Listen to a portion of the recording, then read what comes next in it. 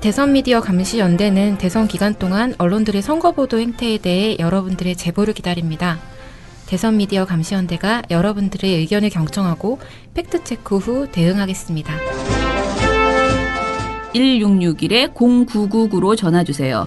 여러분의 제보가 공정한 언론을 만들고 새로운 대한민국을 만듭니다. 우선 남상호 선생님께서 먼저. 네, 안녕하십니까. 중간평가 토론의 발제 자료에 나와 있는 각종 문제점이 가장 극적으로 드러나고 있는 곳이 현재 MBC라고 할 수 있는데요. 네. 안 걸리는 게 없는 것 같습니다. 그리고 2주의 나쁜 방송 보도도 벌써 이관왕이고 다관왕이 유력한 상황에서 참 이 자리에 앉아있는 게 착잡하기도 하고 그렇습니다. 최근에 저희가 계속 이제 대선보도 감시단을 운영을 하고 있는데요. 물론 이제 저희가 감시단 보고서를 내는 게 그렇게 바로 피드백이 있거나 하는 상황은 아니지만 이제 기록의 차원에서 어떤 문제점이 있는지를 계속 기록을 하고 있고, 현재 저희 민실이랑 MBC 기자협회랑 MBC 영상기자회가 같이 한 120여 명 정도가 참여를 해서 매일 모니터를 취합을 하고 그걸 일주일에 한 번 정도 감시단 보고서라는 이름으로 내고 있습니다. 그걸 토대로 좀 말씀을 드리려고 하는데요. 이 발제 자료에 나왔던 유형하고도 비슷합니다. 최근의 보도는 특히 후보 등록 마감일 그날에 많이 드러났는데요. 북핵이나 북한 미사일 위기라고 할까요? 그런 안보 정국을 부각시키는 시도가 있고, 점차적으로 대선 보도는 조금 등한시하는 경향이 최근에 나타나고 있습니다. 그래서 지상파 3사를 비교했을 때 대선 관련 리포트가 MBC, SBS, KBS 비교했을 때 가장 적은 편이었고요. 지난 4월 5일부터 4월 16일 비교했을 때. 그리고 외교 안보 리포트는 SBS가 가장 적은 반면에 저희랑 KBS가 많았습니다. 그나마 위안은 KBS가 좀 더 많았다는 게 이제 위안거리인데, 그러니까 양대 공영방송이라고 하는 데가 이제 그 전까지는 특정 후보에 대한 공격을 많이 하다가 이게 효과가 없다고 판단을 하는 건지 어떤 위기감 조성 쪽으로 방향을 선회한 게 아닌가 하는 의심이 들었고요. 그것과 약간 연결이 되는 지점에서 또 그저께 좀 어이없는 리포트가 저희 회사에서 하나 나왔는데, 박모 기자가 문재인 후보 참여정부 시절에 이상가족 상봉을 한 적이 있었거든요. 그게 이미 몇 차례 보수 여당 계열에서 문제 제기를 했다가 의혹이 해소가 된 건데, 이번에 자유한국당이 다시 또 다른 참가자들은 나이가 많았는데 문 후보의 이모는 나이가 젊었고 이거는 북한이 준 특혜가 아니냐, 이런 식의 반론도 할 수 없고 사실 확인도 할 수 없고 그거 그냥 막 지르는 그런 마타도어인데, 그거를 그대로 받아 쓰는 보도를 또 했습니다. 그 전에도 보면 아들 의혹 같은 경우도 상당히 적극적으로 했고, 이렇게 특정 후보에 대한 검증의 탈을 쓴 공격이 많았는데요. 그거를 저희 이제 대선보도 감시단에서는 유사검증이라고 이름을 붙였습니다. 검증의 틀을 쓰고는 있는데, 그 기사의 형식을 보면 실제로 기자가 사실이나 의혹 확인을 한 노력은 없고, 반대 정치 세력의 인터뷰, 아까 지적하신 따옴표 보도의 연장선이라고 할 수 있을 텐데, 그렇게 보도를 하고 반론권은 인정을 하지 않거나 최소한의 마지막 줄에 인터뷰 없이 뭐라고 해명했다라는 식으로 형식적으로 반론권을 보장했다는 그런 형식만 갖추는 그런 수법을 많이 써오고 있습니다. 그런 연장선에서 또 특정 후보를 공격을 계속하고 있고요. 그 다음에 또 문제는 그러면은 사실상 악의적인 정파적인 보도인데 이게 왜 가능한가를 보면, 여러 번 이제 지적되는 문제이긴 하지만, 현재 정치부 특히 정당 출입 기자 중에는 파업 이후에 들어온 기자들이 주축이고요. 저희 노조 조합원들은 거의 없는 그런 상황입니다. 또 공채 출신도 거의 없는 상황이고, 대부분이 다른 회사에서 와가지고 저희 회사의 그동안의 취재 시스템이나 이런 거 익숙하지 않은 그런 분들이거든요. 그런 분들이고, 또 듣기로는 이 검증 보도 같은 형식을 쓰고 공격적인 리포트를 하지만 이게 효과가 없고 영향력이 많이 떨어져 있어서 그 현장에서의 피드백도 직접적으로 잘 못 받고 있고, 그 다음에 그 영향력이 떨어져 있다 보니 반향을 일으키지 않고 우리들끼리 그냥 보도국에 남아있는 정치 부원들끼리 잘했다 자화자찬하는 뭐 그런 식의 문화도 좀 있는 상황이고요. 그 다음에 최근에 대선 보도와 관련해서 또 이제 특이할 점은 아직까지도 이제 박근혜 대통령에 대한 미련을 버리지 않고 있다는 그런 점을 또 들 수 있습니다. 그 대통령 파면된 전 대통령에 대해서 500억대 뇌물 혐의로 검찰이 재판을 넘겼는데 그날 그냥 단신 처리만 했습니다. 그러니까 뉴스데스크에서 정리하는 리포트를 하지 않고 단신 보도를 했고, 그나마 그 단신에서 드러난 문제점이 저희가 그동안 그 MBC 법조팀이 지속적으로 좀 박근혜 전 대통령에 대한 혐의 축소 의도를 드러냈었거든요. 그러니까 뇌물죄 기소 대신에 뭐 직권남용 기소를 할 것으로 관측이 된다든지, 뇌물 액수를 좀 축소해서 보도한다든지 그런 의도가 담긴 그동안의 MBC 법조팀의 보도들이 박근혜 전 대통령 기소로 인해서 모두 다 이제 오보로 판결이 된 그런 시점이었습니다. 그러니까 직권남용 대신에 뇌물죄가 같이 들어가 있었고 뇌물 액수도 500억대로 늘어난 상황이었는데, 그러니까 그동안 우리가 특검팀을 따로 접촉을 해서 깊이 있게 취재한 단독 보도다라고 주장을 했던 부분들이 오보로 드러났지만, 그러니까 이제 안면을 몰수하고 단신 처리하고 눈을 감는 그런 행태들이 여전히 나타나고 있습니다. 이상입니다. 예, 남상호 선생님 고맙습니다. 다음으로 이영주 교수님 토론 부탁드립니다. 네. 네, 안녕하세요. 여기 토론장에 왼쪽 오른쪽에 걸려있는 이 사람들을 얼굴 보면서 또 발표를 들으면서 좀 생각이 들더라고요. 이분들이 무슨 생각으로 살아갈까?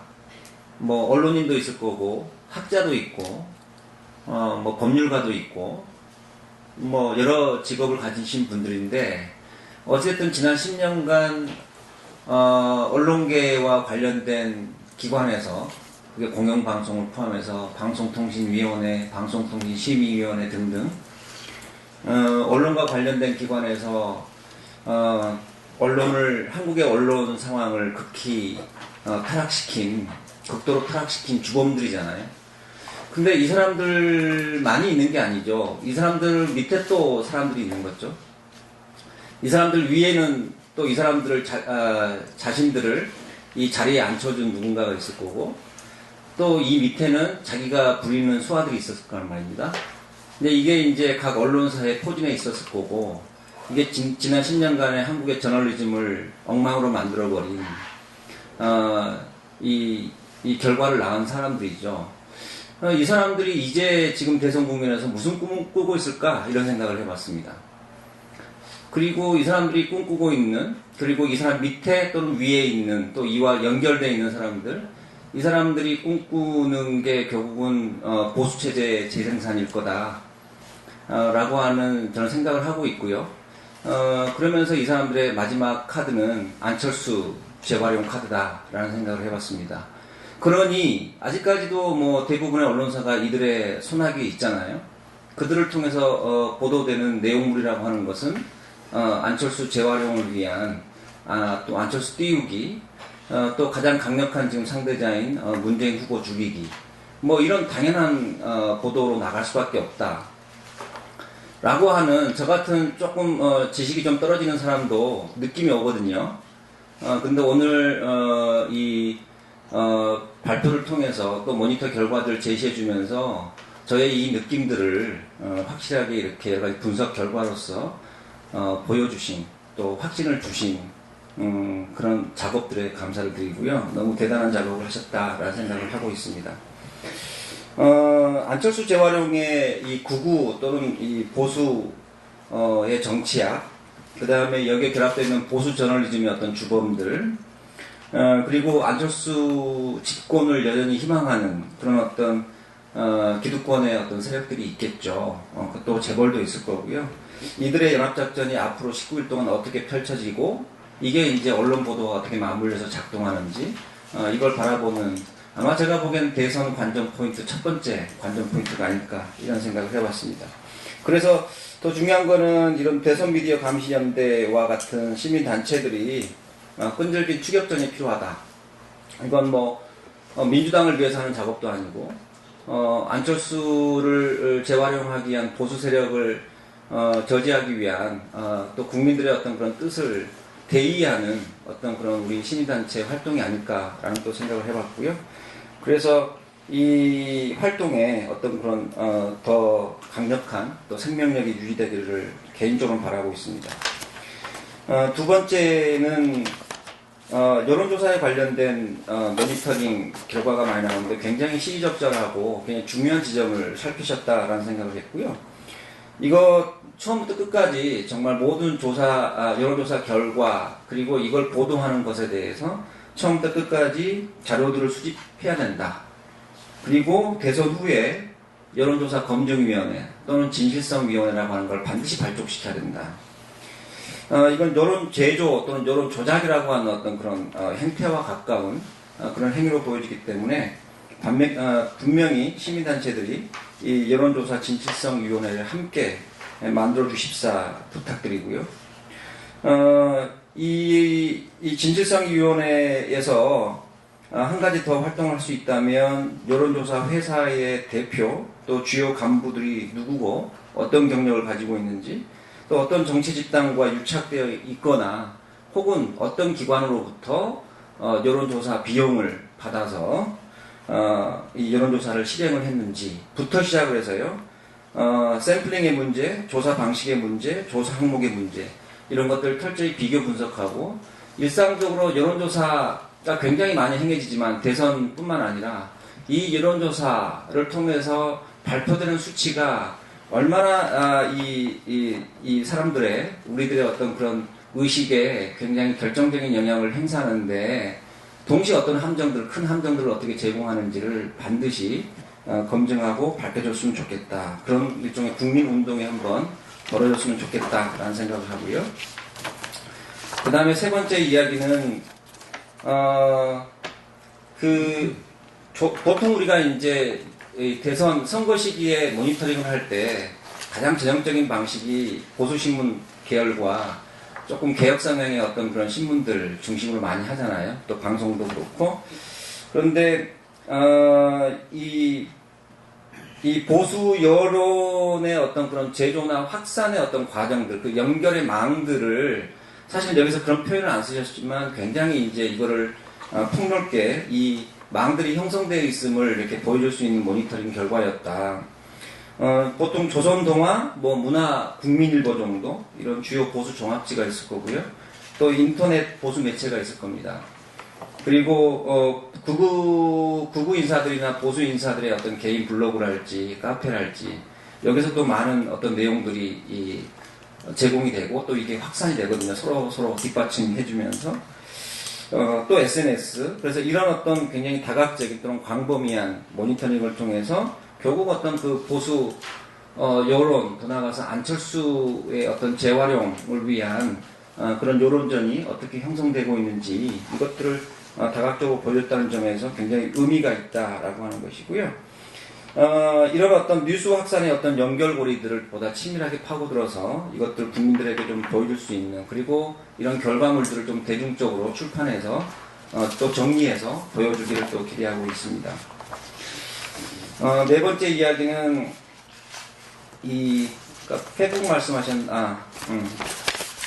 네 번째 이야기는 좀 이 모니터링 하시는 분도 그렇고 또 많은 분들이 지금의 어떤 역사적인 중대성을 좀 깊게 인식했으면 좋겠다라고 하는 생각인데요. 물론 다 그런 생각을 가지고 있을 거라 저는 생각을 하지만 그래서 어찌됐든 해방 이후에 70년 이상 동안에 이 아주 누적되고 축적된 또 견고화된 그런 어떤 기득권 구조의 어떤 개혁 굉장히 중요한 시기라고 저는 보고요.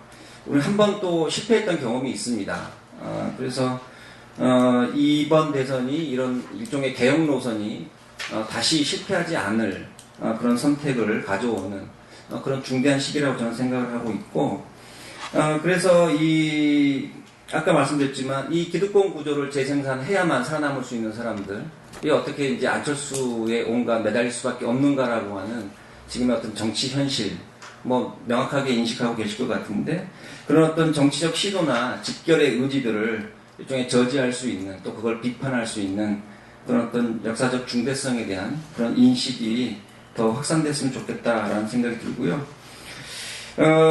아마 저는 그런 생각이 듭니다. 언론이 계속 일종의 조금 좀 그런 말을 쓰면 좀 장난질, 언론을 통한 장난질을 남은 19일 동안 계속 할 건데, 굉장히 이제 위기의식을 느끼겠죠. 아까 제가 여기 붙어 있는 일종의 언론의 부역자들, 이런 말씀을 드렸는데, 이분들이 자기들에게 어떤 브로닥치는 하나의 개인적 위기의 국면이기도 하고요. 전체 보수 기득권 체제의 어떤 그런 위기 국면이기 때문에 아마 끝까지 최선을 다해서 아주 가장 적극적인 방식으로 보수 성향의 후보를 당선시키려고 할 거다라는 생각이 들고요. 이게 사람들은 보통 기울어진 운동장이라고 이야기를 하고, 보수 후보 또는 안철수 후보에 대한 지나칠 만큼 이상한 그런 띄우기 작전의 효과가 굉장히 클 거라고 이제 보통 생각을 하는데, 실제 그렇지는 않죠. 그러니까 이제 아무리 언론이 그런 어떤 여론의 일종의 제조 작업들을 하더라도 지금까지는 더 많은 국민들이 개혁 노선을 주창하는 후보에게 아마 후보를 지지하고 있는 것 같습니다. 그 말은 뭐냐면, 어찌됐든 간에 지난 10년 동안의 그리고 탄핵 국면을 경고하면서 소위 말하는 기레기라고 불리는 언론에 대한 불신, 반면에 어떤 대한 언론에 대한 기대치, 그리고 다양한 어떤 언론 매체 또는 미디어를 통해서 정보를 얻음으로써 우리 국민들이 굉장히 어떤 비판적인 의식들이 굉장히 커져 있다, 또 굉장히 현명한 판단을 하고 있다, 이런 생각이 드는데요. 기울어진 운동장은 누구나 이야기할 수 있고, 특히 민주당 같은 경우에 그런 어떤 불공정한 어떤 미디어 게임의 희생양이다라고 말할 수 있겠지만, 저는 더 나아가서 조금 더 겸손해졌으면 좋겠다는 생각을 합니다. 그게 무슨 말씀이냐면, 실제 많은 사람들이 이런 언론 보도에서 지적하는 어떤 그런 불공정한 보도의 문제점을 알면도 불구하고, 소위 말하는 이제 그 반대편에 있는 정치 집단, 특히 민주당에 대한 어떤 그런 불편한 감정도 꽤 있거든요. 근데 이 불편한 감정은 그 원인이 언론으로부터 제조된다라고 하는 측면도 있지만, 실제 개인의 경험 속에서 굉장히 불편함이 있는 것 같아요. 그래서 그런 국민들을 향한 자신들의 어떤 그런 내적 성찰성이라고 하는 부분들이 이 기울어진 운동장 속에서 그나마 이 국민들에 대해서 뭔가 지지를 얻어갈 수 있는 그런 한 측면이 아닌가 하는 생각이 들어서, 모든 문제를 언론으로 돌리기보다 자기의 내적 성찰성을 좀 키워나가는, 그래서 사람들의 불편한 감정들을 최소화하려고 하는, 그걸 통해서 어떤 개혁을 열망하는 어떤 국민들의 어떤 그런 지지를 더 키워나갔으면 좋겠다라는 얘기까지 하겠습니다. 감사합니다. 네, 이영주 교수님, 네, 수고하셨습니다. 이영주 교수님 토론 중에 인상적인 부분은 우리 대선 후에 여론조사 검증위원회 설치하자, 이런 말씀이신데, 여론조사 기관 잠 못 드는 분들 좀 계실 것 같은 생각이 듭니다.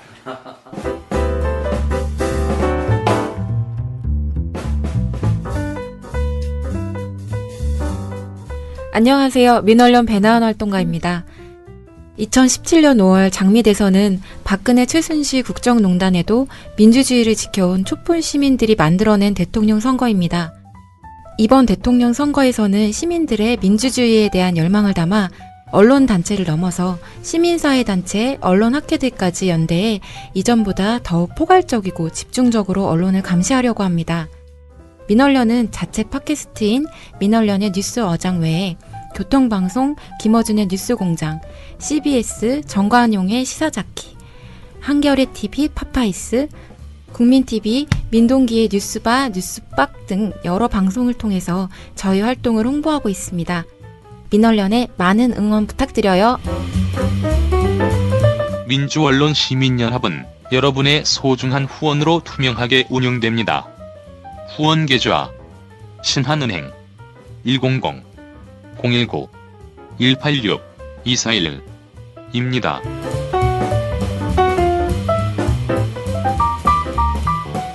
자, 그 다음 우리 안진건 씨. 예, 저는 뭐 잘 모르는 사람이니까 짧게 하겠습니다. 그래도 우리 교수님 뭐 검증하자고 했지 없애자고 하진 않잖아요. 홍준표 씨는 2개 없앤다면서요. 어디하고 어디가 궁금하더라고요. 예. 근데 뭐, 예, 여론조사에 대한 뭐 일일비가 있고 논란이 있으니까 뭐 시민사회가 조금 더 개선을 추진해보는 건 좋은 것 같습니다. 우리 대선 미디어 연대에서 토론을 할 때 여러 번 와봤었는데, 이제 방송 신문 영역으로만 하다가 이제 뭐 그다음에 이제 종편으로 확대되고, 네, 최근에는 이제 경제지, 그다음에 이제 연합뉴스 뉴스, 그다음에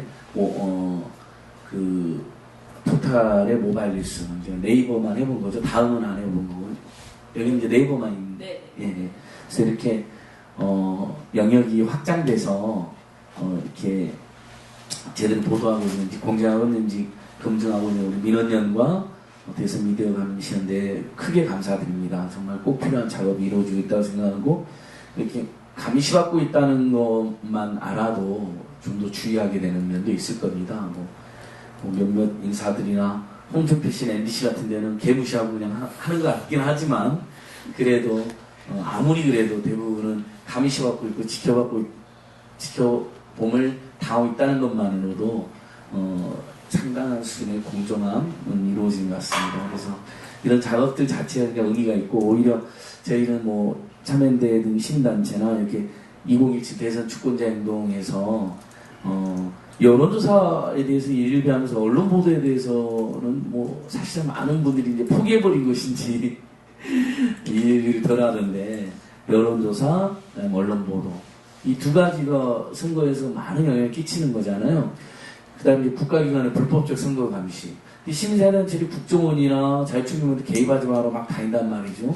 근데 상대적으로 여론조사에 대해서 일일비는 같이 하는 것 같아요. 뭐 너무 황당한 여론조사. 고의적으로 유선이라든지 면접을 많이 포함시켰다 그러면 뭐 티가 나니까.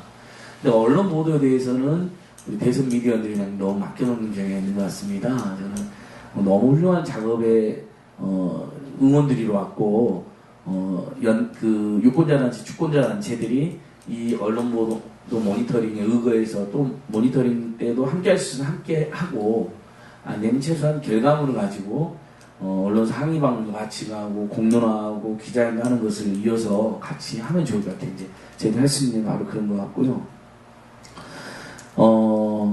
그 다음에 제가 그 안에 보면 이제 정책 보도, 사실 이제 시민사단체 또 정책에 대한 보도가 많이 안 되는 게 이제 속상합니다. 물론 지금 월요일부터 한국일보랑 참여연대가 공동 기획해서 뭐 기사가 정책 및 공약 비교 평가 나오고 있습니다.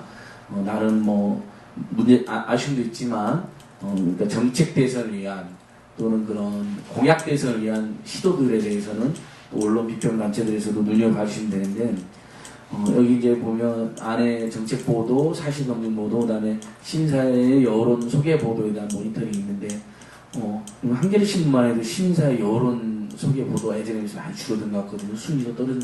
그래서 이런 점들에 대해서도 지적이 필요한 것 같아요.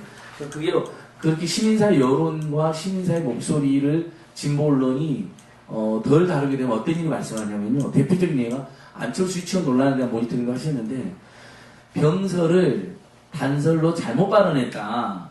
그러니까 한겨레가 오보다 병설인데 단설인데 병설이다. 문제없다는 식으로 보도를 한 거예요.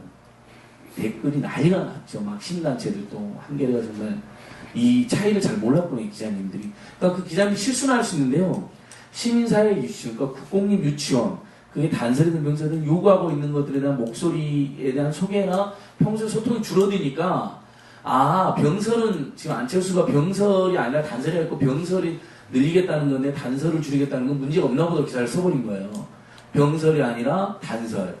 기자가 들어오니 단설이 맞고 오보, 소동 이렇게. 이러면 그건 전혀 그 맥락을 못 짚는 거잖아요.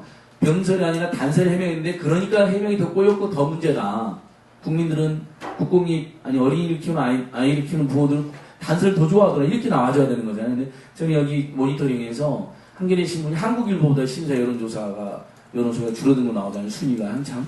그러니까 그런 것도 저는 중요한 우리가 저 우리 민원연 모니터 보고서에도 진보 언론에도 일부 적폐가 있다라고 이제 쓰셨던데 특정 정파에 대해서 불리한 보도가 나오니까 너무 진보 언론 공격하는 것으로 악용되는 경향도 저는 있다고 생각합니다. 제가 그럴 필요는 없다고 생각하고요. 예를 들면 문재인 후보에 대한 조금 불리한 보도가 막 비판이 늘어나죠. 저는 뭐 저희가 거기에 동참해서는 안 된다고 저는 생각하는데 다만 오히려 이 모니터링 보고서에서의 진보 언론이 정책 보도라든지 신사 여론 소비가 줄어들었다. 예전에 비해서 또는 다른 언론에 비해서 줄어들었다. 이것은 굉장히 저는 심각한 문제라 생각하거든요. 그래서 그건 제가 잘 지냈으면 좋겠습니다. 마지막으로 이제 사실 국민들은 종편이나 종일 뉴스를 듣는 YTN 연합뉴스, 연합TV 영향을 많이 받는 것 같습니다. 뭐 얼마나 받는지는 뭐 정량이나 정성치가 조금 다를 텐데, 근데 저도 계속 틀어놓죠. 사무실이나 요즘은 YTN 라디오로도 틀어주니까 라디오로도 들을 수가 있거든요. 이제 이동하면서 모니터링 겸해서 듣습니다. 민원연 회원이기도 하니까. 근데 뭐 정의당 후보에 대해서 너무 그 언급이 없는 거 또 여기 다 나오잖아요. 근데 이 TV 패널에서 그 정말 상식의 패널이 몽땅 나오는 진보 중도 패널도 안 하고 거의 막 보수 수구 패널로 가득 차 있는 것도 문제인데, 그래서 TV 토론에 요즘 심상정 후보가 국민 여론에 힘입어서 다 한 자리씩 하고 있잖아요. 나오고 있잖아요. TV 토론에. 근데 그 TV 토론에 준하는 패널 토론이 계속 하고 있거든요. 요즘에. 근데 정의당을 대변하는 후보 패널 아예 안 나와요. 이건 또 다른 그 진보정당 죽이고 홀대죠. TV 토론에 겨우 국민들 요구해갖고 나오게 해라, 심상정도 나오게 해라 나오는데 KBS가 안 하려다가 했잖아요. 근데 대부분 지금 종편이나 YTN 연합뉴스에는 정의당을 대변한 패널은 아예 안 불러버려요. 4명이 합니다. 또는 심지어 3명이 하더라고요.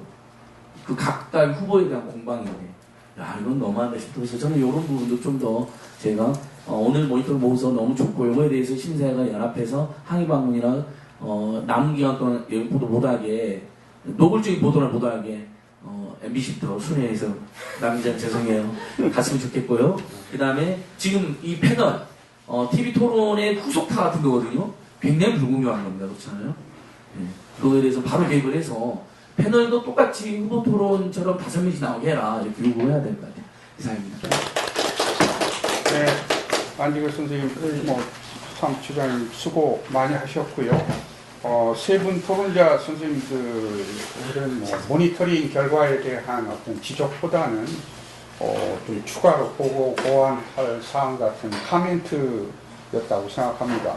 오늘 한 2시간 넘게 우리 2017 대선 미디어 감시연대 중간평가 보고서를 듣고 또 토론을 들으면서 느끼는 것은 결국 뒤에 프랭카드에 적혀 있는 것처럼 결국 한국 대선에 대한 한국 언론의 정파 보도의 문제점, 이것을 지적하신 거다라는 생각이 듭니다. 그 세 분 토론자 선생님들의 그 말씀에 여기 오늘 발제하신 분들 개별적인 답변하실 필요까지는 없을 것 같고, 우리 김연경 집행위원장님, 감시연대 집행위원장님께서 세 분 말씀 들으면서 느끼셨던 거 마무리 겸 해서 말씀해 주시는 걸로 토론에 마치도록 하겠습니다. 예, 일단 저희가 정책 보도를 올해 진짜 열심히 하려고 더 구해서까지 정책 모니터를 하겠다고 말씀을 드렸는데, 사실은 정책 보도가 거의 나오지가 않고 있어서, 근데 이제 정책 보도가 나오지 않는다 이 말 이외에는 특별히 지금 하기가 어려운 상황이라고 봐서 일단 지금까지는 이제 좀 미뤄두고 있었고요. 이제 공식 선거운동 기간이 이번 주 월요일부터였기 때문에 사실 이 중간평가 토론에는 그 월요일부터 내용은 담기지 않습니다. 근데 앞으로는 이제 어찌됐든 공식 선거운동 기간에조차 정책이 나오지 않는다는 것은 도저히 이제 봐줄 수 있는 상황이 아니기 때문에 좀 더 자세히 정책 관련된 보도들을 모니터를 할 생각이고요. 아까 안진걸 차장이 말씀하신 것처럼 저희가 애초에 발표할 때 정책 보도가 안 나온다는 이야기만 할 것이 아니고 지금 시민사회가 내놓은 의제가 무엇인지를 적극적으로 우리가 알리자. 우리 스스로가 이러한 생각을 가지고 어떠한 내용이 어디에서 진보 언론 어디에서 보도되고 있는지 이런 이제 좀 상세한 내용들을 좀 점검을 하려고 합니다. 그래서 그것도 앞으로 남은 기간 동안 할 예정이고요. 그리고 그저께 MBC 보도를 보면서 제가 안 그래도 오늘 이 토론회가 끝나고 나면은 MBC로 몰려가야겠다라는 생각을 하고 있습니다. 그러니까 지금 거의 이제는 단순히 모니터를 할 수 있는 상황이 아니고 거의 이제 거리로 나가야 되는 수준의 방송들이 이제 뭐 거의 노골적인 그 선수로 뛰고 있는 언론인이라고 하기보다는 특정 정당을 완전히 밀고 있는 이런, 그러니까 민다기보다는 특정 정당 떨어뜨리기에 혈안이 되어 있는 이런 상황이기 때문에 이 부분에 있어서도 저희가 일주일에 한 번씩 지금 뭐 나쁜 방송, 나쁜 보도를 시상식을 하고 있는데 그런 식의 애교 있는 행동이 아니고 아예 MBC 앞에 가서 그때그때 뭐 MBC, KBS 어디든 간에 문제 있는 방송이 나왔을 때는 바로바로 즉각적으로 대응하겠다. 앞으로 남은 기간 동안에는 이렇게 말씀을 드리겠습니다. 그리고 아까 네이버만 저희가 했다 이제 하셨는데 다음도 이제부터는 합니다. 그래서 여태까지는 저희가 자동 저장하는 시스템을 만드느라고 그랬는데 이제 자동 저장 시스템이 완성이 돼가지고요. 기사를 매 시간마다 수집을 해서 다음까지도 지금 21일서부터는 다음 네이버 모바일 화면을 저장을 해서 모니터를 해서 발표를 할 예정입니다.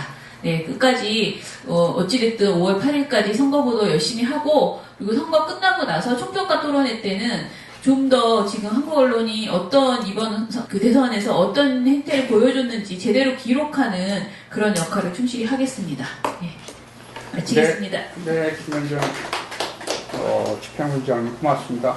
오늘 대선 미디어 감시연대가 마련한 중간 평가 토론회가 앞으로 남은 대선 기간 동안 우리 한국 언론에 작은 경종이 울려질 수 있는 기회가 될 수 있기를 바라면서 오늘 토론회 모두 마치도록 하겠습니다. 오늘 발제해 주신 선생님들, 토론자 선생님들 수고 많이 하셨습니다. 마치겠습니다.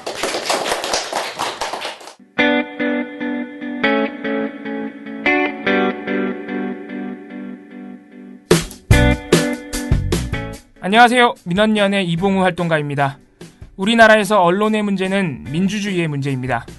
독재와 부패 기득권을 대변하는 언론들은 아직도 살아있습니다. 민주주의의 문제는 곧 우리 삶의 문제입니다.